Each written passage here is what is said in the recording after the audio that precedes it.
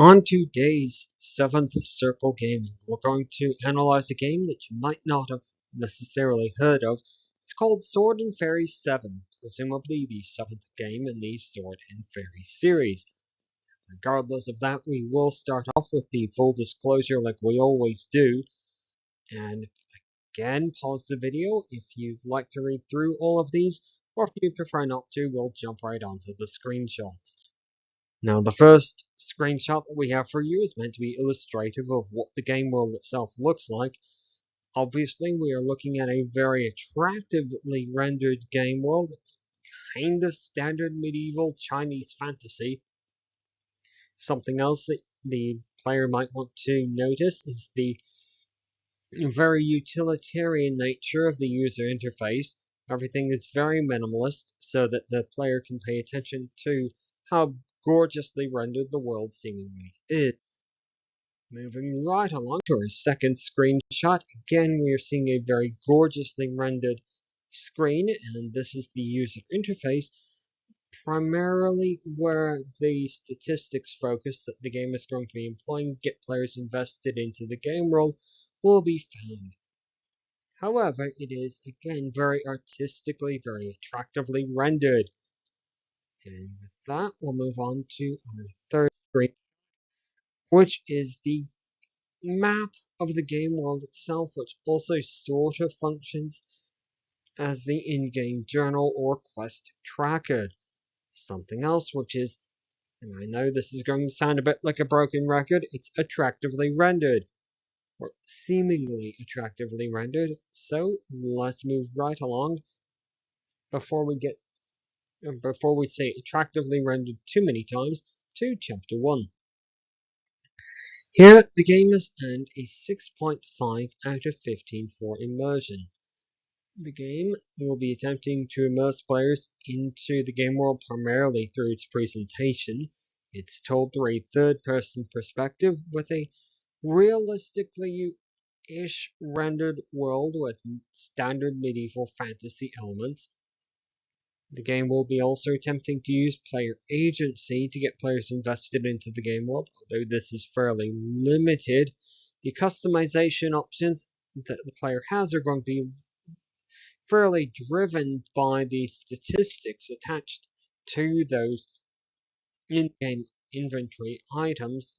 Obviously, something that has a 4.5 is not as good as a 6.5.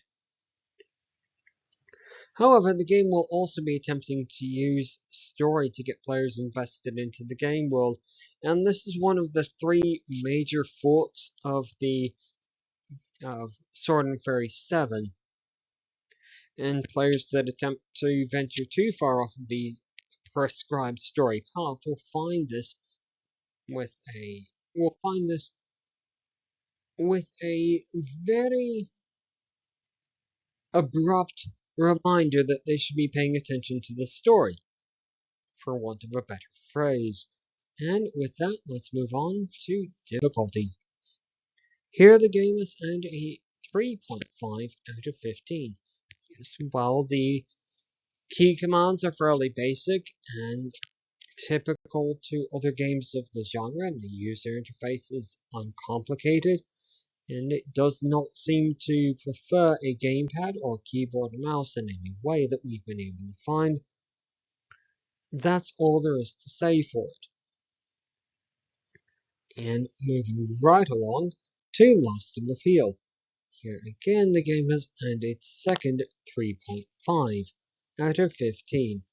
The game does not have downloadable content or mod support and is not very likely to have any going forward.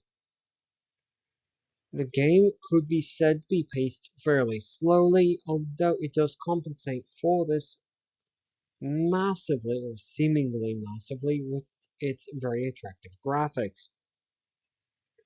And with that, I know we've said attractive graphics too many times. If you're playing the attractive graphics drinking game, I'm very sorry. But let's move on to the overall score. Overall, the game has earned a 4.5 out of 15. In our first statement here is very highly subjective, so grains of salt, both shoulders and all that. Sword and Fairy 7 is a very attractive game, with, as we've noted on here, a possibly the most realistic sheathing and unsheathing animation of a sword that we've seen in any game that we've thus far analyzed. However, the game's attractiveness and the player's interest in playing really drops off sort of precipitously once the player has gotten over the shock reaction to how attractive the game seems to look. And that's possibly most responsible for that 4.5 out of 15 if we were to speculate subjectively. And on that highly subjective note, thanks very much for watching all the way to the end. If you did, do all the YouTubey things. And from 7th Circle Gaming, we'll see you on the next one. Goodbye.